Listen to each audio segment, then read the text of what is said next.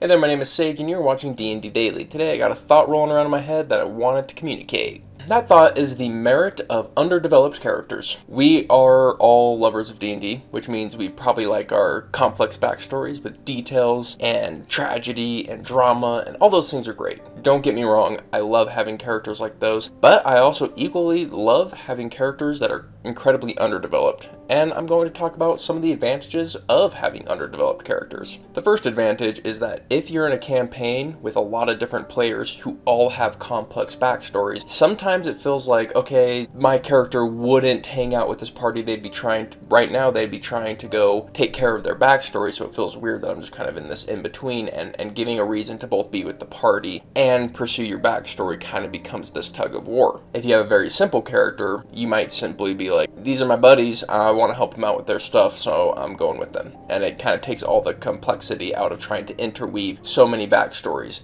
If you have too many backstories being interwoven, it can get a little bit complex, and so you're taking some of the weight off your DM by having a simple character. Furthermore, having questions answered as you play is pretty awesome. So the first underdeveloped character I ever played was named Kevin.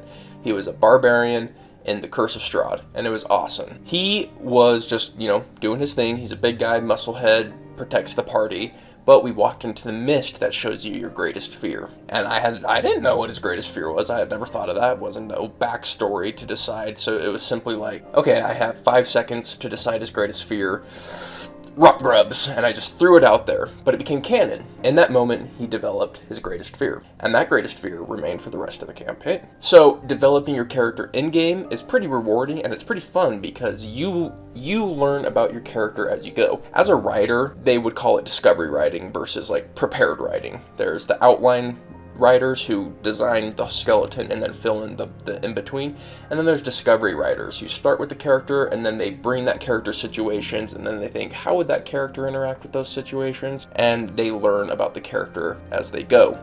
Playing with a simple character is discovery writing, while playing with a very detailed character is more on the end of outline writing. And the last thing I'd say is having a simple character like this takes a lot of pressure off the role playing. You can have a lot of time just to be fun. Go drinking, go flirting, go bar fighting, just go have a good time, and don't take it all too seriously. And I think that's a good character. And I find that for me, I bounce back and forth. If my last character was super complex, I'll probably run a simple one next. If my last character was really simple, I'll probably run a complex one next. I just am trying to get those different vibes, and sometimes you get burned out of one and you want to try the other. That has been my thought of the day. What do you think of my thought? Let me know in the comments down below. We are D&D Daily. We release new D&D content every single day, so if that's interesting to you, hit the subscribe button, and I'll see you tomorrow.